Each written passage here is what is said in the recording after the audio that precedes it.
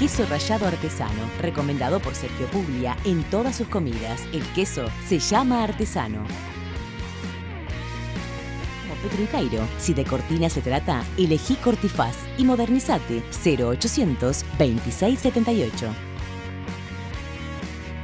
17 minutos están pasando de las 4 de la tarde y ¿para qué decirlo, no? Que bajó 1 grado la temperatura.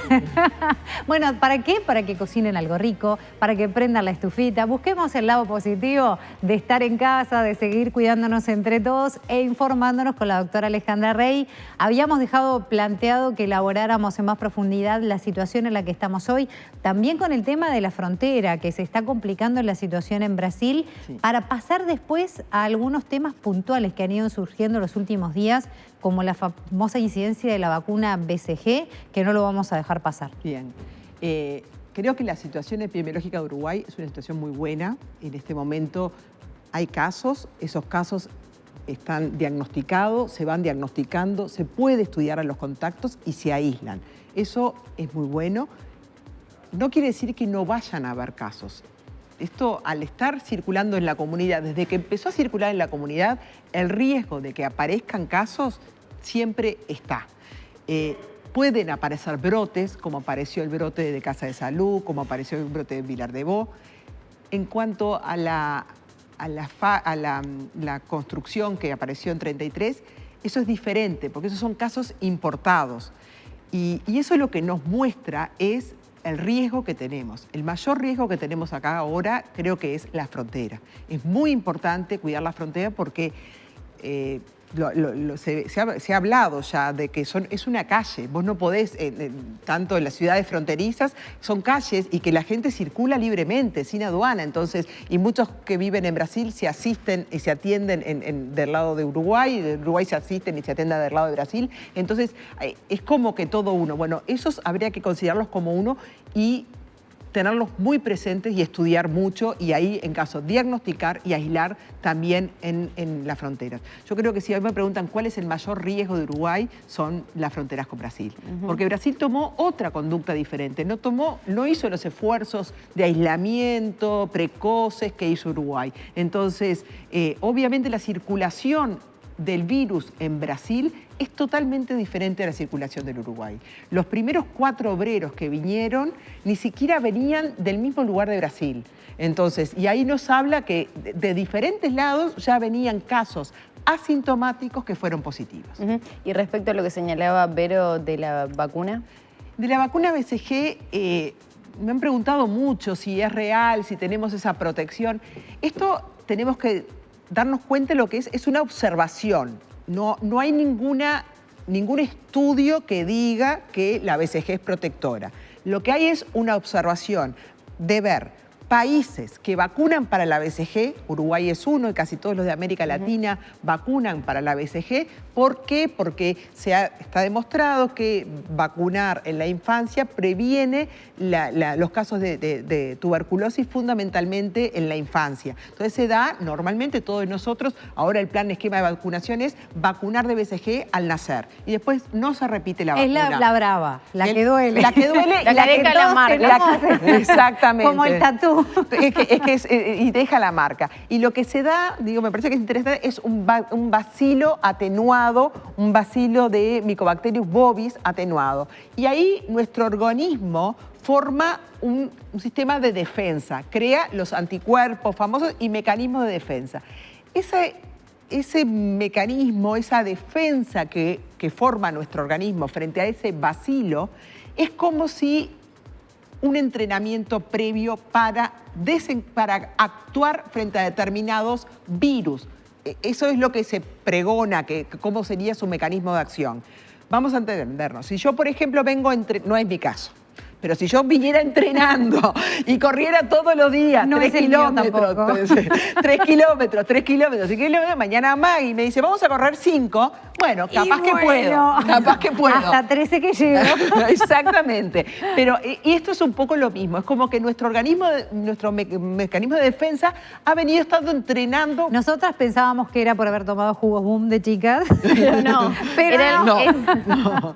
Entonces, nuestro mecanismo de defensa ha estado entrenado. Entonces, Entonces ahora, frente a determinados virus, y no solamente coronavirus, porque se ha demostrado en poblaciones que se ha estudiado en África y en Sri Lanka, de que hay como menos mortalidad infantil por infecciones en aquellos lugares donde se da la BCG. Se da que, por ejemplo, en Italia no se da, en algunos de los que estuvieron justo, no se vacuna en forma obligatoria, ni en Italia, ni en España, ni en Estados Unidos. Y una de las comparaciones fue España y Portugal. Y la otra es México.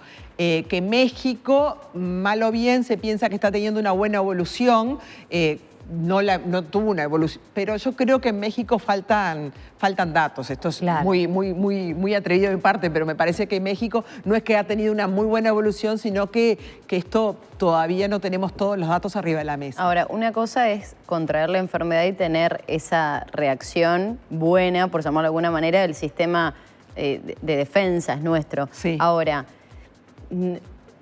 lo que estamos notando es que igualmente el contagio sigue siendo bajo. O sea, en esta teoría que hay de la vacuna BCG no quiere decir que no se contraiga la enfermedad, sino que tenemos un sistema inmunológico tal vez más fuerte. Eso es lo que se está manejando. Creo que... ¿O es también hacia el contagio? No, creo que es... Bueno, sí, ahí va. Como que si uno tiene esos mecanismos de defensa, tiene menos posibilidades de contagio. Pero también depende... De contagio, no de tener la enfermedad de forma más grave. No de tener la enfermedad de forma más grave. Bueno, sí, no, la verdad no lo sé. Porque no es un detalle menor. Una cosa es contraer la enfermedad, digo por los datos bajos que tenemos a nivel, por lo menos... Claro, pero no creo que esté vinculado con eso. Está vinculado, si vos me preguntás, está mucho más vinculado a que se generaron la gran vacuna que es el aislamiento. Claro, o sea, en Brasil, por ejemplo, ¿se da la BCG de forma obligatoria? Se da la BCG de forma obligatoria. Porque ahí... Pero claro, no se tomaron como No se tomaron medidas, por eso te digo, esto es una observación, que esa observación después tenga una validez científica, no lo sabemos. Pero quizás pudiera ser un camino a Capaz la hora que sí, y ojalá, lo que hay un grupo de científicos uruguayos, lo que proponen o lo que están trabajando es a 1000 personas vinculadas del equipo de salud, darles la vacuna BCG y ver a lo largo del tiempo cuál es la respuesta de ellos a la infección. Se comparan 1000 que no recibieron la vacuna BCG, 1000 que recibieron la vacuna BCG y se ve la evolución. Eso se está haciendo en Australia también y bueno, no le vamos a poder decir ahora cuáles son las conclusiones, pero son elementos de estudio que se están haciendo. Lucecitas de alerta. No quiero dejar de preguntarle un tema que planteó María Inés desde Loa Estudio más temprano, que fueron las palabras de hoy con respecto al uso de tapabocas que dijo el presidente de la República. Eso del hecho de si habría que masivizarlo o no. Él dijo que, bueno, sería muy difícil obligar o penar a alguien que no lo usara, pero como justamente lo hicimos extensivo a todos que están respondiendo en las redes y después lo vamos a comentar, ¿qué opina usted? Yo vuelvo, mi opinión es cuanto más lo usemos, mejor. Y creo que ha sido coherente con la línea del llamado a la exhortación de las autoridades, desde que el quedarnos en casa hasta el uso del tapaboca. O sea que ahí veo una coherencia. Si a mí me preguntan, cuanto más lo usemos mejor y más en determinadas situaciones. Yo veo mucha gente que va en el auto con el tapaboca y va solo. Ahí me parece que no tiene ningún sentido. Pero si yo voy a estar subiendo y bajando... Bueno, eso iba a decir, yo a veces lo hago, pero es porque ya no me lo saco, porque sé que tengo que bajarme y, por ejemplo, ir al súper. Entonces ahí sí pasa a ser útil. ¿Cómo son los mecanismos? No estoy loca. No, ni mucho menos. ¿Y cómo son los mecanismos que uno aprende para poder adaptarse a esta situación? Los que sean, o sea que bienvenidos. Sí, un buen dato que hablábamos antes de las pausas, acá son algo, el hecho de llevar un tapabocas en el auto, llevar un tapabocas en la cartera, tener un tapaboca para que en caso de olvido tener siempre uno más. Yo el otro día estaba en una sucursal bancaria y de hecho le brindaron a un cliente porque no había traído y me pareció un gesto sumamente bueno. Así, bueno, no sé, capaz que no se podría hacer en todos los lugares por un tema de costos, pero me pareció un gesto bastante acorde para la realidad que estamos viviendo. Y yo creo que es como el pañuelo desechable. Uno tiene en la cartera, en el bolsillo, en el auto. Bueno, acá va a ser un poco lo mismo, porque a veces salís apurada, no te acordaste, pero sabés que que en el auto, en la cartera, en el bolsillo, podés tener uno. Además que no es un gasto, es una inversión. Es una inversión. En salud, y están las opciones de tela, bueno, lo estábamos comentando también, que se lavan bien con agua y jabón y ya no es una erogación una sola vez y después ya dura bastante tiempo. Dura bastante. Y si lo ven que están en mal estado o algo, cámbienlo y buscar el que más les quede confortable. Hay diferentes telas. Yo me probé, claro, hay que estar muchas horas. A mí me dan un poco de alergia, entonces cambiar, buscar una tela que te separe más, que te quede cómodo, que no te lastime las orejas. Tenés que buscar algo que te sienta cómodo y que te quede cómodo porque lo vas a tener que usar. Doctora, en base a todo esto que hemos hablado, del contexto, de la situación, de la reapertura de algunos comercios, en su mayoría los de 18 de julio, lo de la construcción, lo de las escuelas rurales, ¿qué tenemos que esperar para las próximas semanas? ¿Qué se estima también analizando un poco los datos de la cantidad de test positivos? Hubo, por suerte... Se llegaron a los 1000. Se llegaron a los 1000 y hubieron 13, o sea que es un poquito más de un 1% de test realizados que fueron positivos. Yo vuelvo a decir, creo que eso es un muy buen dato. Y en esos 1000 se testearon asintomáticos, sintomáticos, contactos cercanos, o sea, hay... Y ahora la Intendencia con el SMU y la universidad también empiezan a testear. A testear, o sea que el nivel de testeo del Uruguay es bueno comparado con otros países y no han aumentado, a pesar de aumentar los testeos, no han aumentado los casos positivos. Entonces, de cada 100 que se hace, 1, 2 es positivo. Creo que eso es un muy buen número. Entonces, cuando nosotros se ha hablado a veces de hacer testeos masivos, yo no digo que no sería conveniente, pero también veo que vamos a tener que hacer muchos testeos, por ejemplo, 1000 para encontrar 10. No sé si por ahí viene la cosa, o poder identificar diferentes grupos y estar atentos a esos grupos. ¿Cuáles son grupos problemas? Siguen siendo los hogares de ancianos, siguen siendo los centros de salud, el personal de salud, la frontera. O sea, los grupos son esos y en esos grupos hay que estar muy atentos. Las fábricas que empiezan a trabajar y también es muy importante tener claro qué hacer frente a un caso positivo. Eso es muy importante. ¿Qué hacer? Porque nos decidimos, tenemos un pequeño comercio, lo vamos a abrir con todas las medidas de precaución, hacemos todo eso, pero puede aparecer un caso positivo. Entonces, frente a ese caso positivo, tener claro cuáles son los contactos, por lo menos 48 horas antes, eso es muy importante, 48 horas antes, si empieza con síntomas, del inicio de los síntomas, y en tener identificados los contactos, esos contactos se tienen que aislar, si da un resultado positivo, y estudiarse. Eso es muy importante tenerlo claro y cómo se sigue adelante. Siempre tener, como decíamos, el plan B, ¿no? Claro, yo justamente hablaba con una amiga de eso el otro día, que por trabajo tiene que estar en contacto con mucha gente y yo le digo, mira, yo sé que no te va a quedar lindo esto, pero trata de acordarte a dónde fuiste, qué hiciste, porque en caso de que lamentablemente pasara, hay que uno mismo tener una trazabilidad de lo que hizo para poder proteger a las personas con las que estuvo en contacto. Porque capaz que no pasa nada, ojalá, pero si así fuera, también en esas cosas que hablábamos de empezar a tomar conciencia en lo que hago, en lo que toco, también con quién estuve, a dónde fui. Exactamente, yo vuelvo, esto es lo teórico. Lo teórico dice que un contacto estrecho es el que está a menos de 2 metros sin protección por más de 10 minutos. Eso es lo que es un contacto estrecho. Si mañana yo doy positivos, ustedes probablemente sean mis contactos estrechos. Entonces, capaz que se tienen que guardar, nos tenemos que estudiar, Eso es importante también tenerlo presente. Y es lo que hablamos, con esto de que aumentan los contactos, aumentan las posibilidades de contagio, que no es para alarmarse, es la realidad. Es que tenemos que tomar conciencia y tenemos que tomar las conductas adecuadas. Doctora, ¿qué pasa? Por ejemplo, recuerdo lo que informaba hoy el vocero de la Armada respecto a uno de los trabajadores que llegó de Brasil, que en el segundo hisopado, en primero dio negativo, en el segundo positivo. ¿Qué está pasando con ese tema también? Y el hisopado es una foto. Capaz que en la foto saliste así, en la otra foto saliste bien, porque eso es...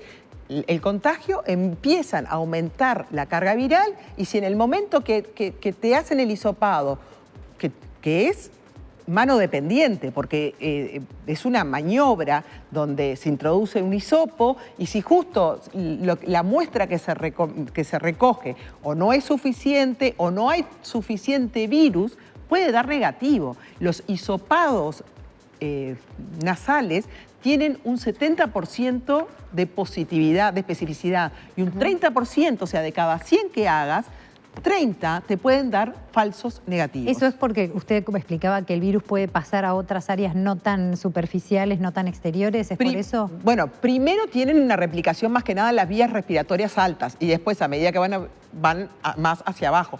Pero lo importante es, la muestra que se toma es el hisopado nasal. La recomendación sería entonces que a las personas que le da negativo y pueden presentar síntomas, ¿se les vuelve a hacer otro muestreo? Sí, si empiezan con síntomas, sí. La presencia de síntomas es algo muy marcador, ¿no? Y si tienen un contacto, más que más. O sea, eso es muy importante. Porque también uno, me imagino, ¿no? A medida que si yo me hago un hisopado y me da negativo, me voy a quedar tranquila y capaz que sigo con mi vida normal. Y en ese tiempo bueno, pero eso depende cuál ha sido la causa de tu hisopado. Si tu hisopado fue porque tenías la duda y porque te quisiste ver y no tenías ningún síntoma ni nada, o si tu hisopado porque fue... Porque puedo estar en contacto con personas con COVID. Por eso, porque puedo estar en contacto, alcanza con el hisopado. Si tengo síntomas, es diferente. Ahí si tengo síntomas y el primer hisopado me lo hice muy precozmente, lo que yo te voy a recomendar es que hagas... No, lo pienso lo que ha pasado. Por aislamiento durante 14 días. Eso es lo más importante. Frente a la duda, aislarse. No, con un hisopado negativo no te libera totalmente de no tener la enfermedad. No es infalible. No es infalible. Una dudita más, tiene un 30% de falso negativo. ¿El asintomático contagia de la misma manera que el que tiene síntomas? Bueno, pero el asintomático no contagia de la misma manera. Tiene una curva de contagio más corta que el que tiene síntomas. Eso sí se ha visto, que cuanto más graves, más tiempo tienen los PCR positivos. Entonces, el asintomático tiene una curva de liberación que es entre el día 2 y el día 5. Ahí hace como su pico. Entonces, si vos le tomás la muestra de PCR el día 1 vendría a ser, o el día 8, claro, vos no sabés cuándo es ese día, claro. Pero en esa curva te puede dar negativo. Porque es importante, no habíamos abordado esa temática de la forma de contagio del asintomático, pero nos tenemos que ir, ya está la música sonando. Doctora Alejandra Rey, muchísimas gracias. Por favor, como gracias siempre, a ustedes. La vamos a tener en cualquier momento y profundizar en esa duda y tantas otras que van a seguir surgiendo. Gracias. Claro que sí, gracias. Un consejo antes de ir a la pausa, Óptica Brioso te ofrece las mejores promociones. Atención. Escucha esto, multifocales freeform orgánicos con antirreflejo y también con armazón desde 7.890 pesos y si los querés fotocromáticos desde 12.490 pesos. Seguilos en redes y entérate de todas las promociones. Óptica Brioso, Montevideo, San José 1260. ópticabrioso@gmail.com. Ciudad de Canelones, 33518. Y Valle y Ordóñez, 161. Óptica Brioso es servicio diferencial.